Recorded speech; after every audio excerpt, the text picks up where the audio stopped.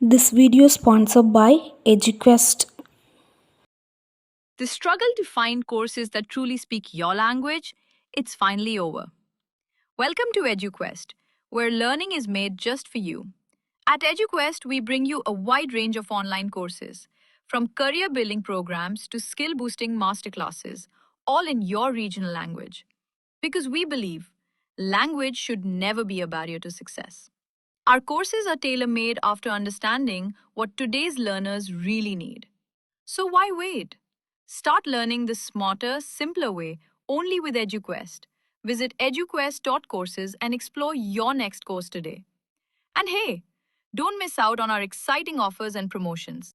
நம்ம இன்னைக்கு பட்டாணி குழம்பு எப்படி வைக்கிறது அப்படின்றத பார்க்க போகிறோம். பட்டாணி குழம்பு அப்படின்னா பட்டாணி குருமா மாதிரி வச்சு எப்படி வைக்கலாம் அப்படின்ற பார்க்க போகிறோம். அதுக்கு வந்து பட்டாணி வந்து வேக வச்சு வச்சுருக்கேன்.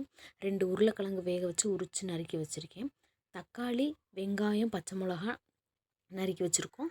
தேவையான புளி, தேங்காவும் வெள்ளைப்பூடும் சேர்த்தே வந்து என்னது அப்படின்னா அரைச்சி வச்சுருக்கேன். இப்போ நம்ம எப்படி வந்து சமைக்கிறது அப்படின்றத வந்து பார்ப்போம். எண்ணெய் காஞ்சிருச்சு. இதுக்கு வந்து என்னது அப்படின்னா பட்டை சோம்பு பட்டை சோம்பு இதெல்லாம் வந்து என்னென்னா ஆட் பண்ணியிருக்கேன். அது பொரிஞ்சு வந்தோடனே கருவேப்பிலை போட்டு நல்லா வந்து என்னென்னா பொரியட்டும். இப்போ நறுக்கி வச்சுருக்க பச்சை மிளகா வந்து என்னது அப்படின்னா போட்டு நல்லா வதங்கினதும் நறுக்கி வச்சுருக்க வெங்காயத்தை வந்து போட்டு வதக்கிக்கலாம். அது வந்து ஒரு கோல்டன் கலராக வர்ற வரையும் வதங்கினோடனே நம்ம வந்து தக்காளியும் போட்டு நம்ம வந்து வதக்கிக்கலாம். இது எப்பயும் எல்லாமே வந்து என்னது அப்படின்னா ஒரே மாடல் தான். எப்படி வந்து என்னது அப்படின்னா அதில் வந்து நம்ம இன்க்ரீடியன்ட்ஸ் வந்து சிலது வந்துட்டு வந்து என்னென்னா எக்ஸ்ட்ரா வந்து ஆட் பண்ணுவோம். அதுதான் வந்து என்னது அப்படின்னா அந்த குழம்புக்கு வந்து என்னதுன்னா ஒரு டேஸ்ட்டை கொடுக்கும். இதில் வந்து என்னது அப்படின்னா வேணும்னா பட்டாணி குருமாவில் வந்து என்னது அப்படின்னா காலிஃப்ளவர் இருந்தால் காலிஃப்ளவர் ஆட் பண்ணிக்கலாம். இது வந்து என்னென்னா சப்பாத்தி பூரி இதுக்கு வந்து என்னது அப்படின்னா நம்ம யூஸ் பண்ணிக்கலாம், நல்லாயிருக்கும். இந்த பட்டாணி குருமாவில் வந்து என்னது அப்படின்னா தக்காளி வெங்காயத்தை அரைச்சி ஊற்றலாம், வதக்கி ஆட்டி ஊற்றலாம். சிலதில் வந்து என்னது அப்படின்னா இப்படி தக்காளி வெங்காயத்தை வந்து என்னென்னா வதக்கி தேங்காய் மட்டும் அரைச்சி ஊற்றிக்கலாம். அதுவும் ஒரு மெத்தட் தான் இருக்குது.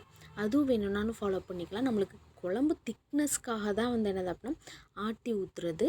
இல்லை அப்படின்னா வந்து நம்ம நல்லா வதக்கியே வந்து என்னென்னா மிக்ஸ் பண்ணிக்கலாம். இதுவுமே டேஸ்ட்டாக தான் இருக்கும்.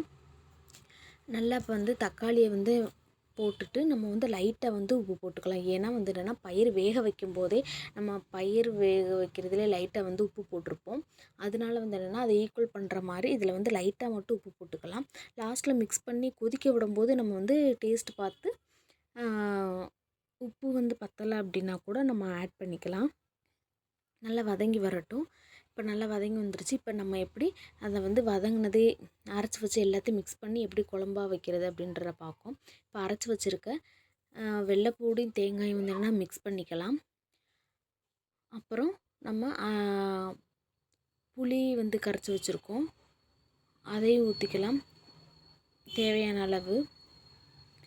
நெக்ஸ்ட்டு வந்து என்னது அப்படின்னா நம்ம வீட்டு மிளகாப்பொடி வந்து யூஸ் பண்ணுறோம். இதில் வந்து கடை மிளகாப்பொடி இதுக்கெல்லாம் யூஸ் பண்ணுறதில்ல. நான் எல்லா குழம்புக்குமே வந்து என்னென்னா வீட்டு மிளகாப்பொடி தான் யூஸ் பண்ணுவோம்.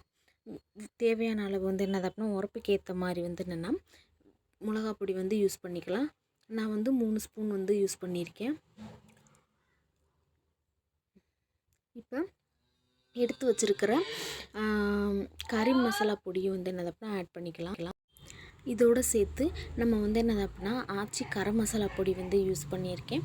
அதையும் வந்து என்னது அப்படின்னா நம்ம வந்து யூஸ் பண்ணோம் அப்படின்னா குழம்பு வந்து என்னது அப்படின்னா ஒரு சிக்கன் குழம்பு அந்த டேஸ்ட் லெவலுக்கு வந்து என்னது அப்படின்னா இருக்கும். வெஜ்ஜிலே வந்து என்னது அப்படின்னா நம்ம நான்வெஜ்ஜை வந்து சாப்பிட்ற மாதிரி ஒரு டேஸ்ட் இருக்கும். அதுக்கு தான் வந்து என்னது அப்படின்னா கறி மசாலா யூஸ் பண்ணுறேன். இப்போ நம்ம வதக்கி வச்சுருக்க தக்காளி இதை வந்து என்னென்னா இதோடு சேர்த்து வந்து மிக்ஸ் பண்ணிக்கலாம். நெக்ஸ்ட்டு வந்து என்னதுன்னா கறி மசாலா வந்து என்னது அப்படின்னா ஆட் பண்ணிக்கலாம்.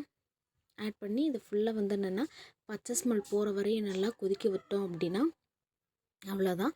நம்மளுக்கு திக்னஸ் எவ்வளோ வேணுமோ அவ்வளோவுக்கு வந்து என்னது அப்படின்னா நம்ம வற்ற விட்டோம் அப்படின்னா குழம்பு வந்து ரெடி ஆயிரும்.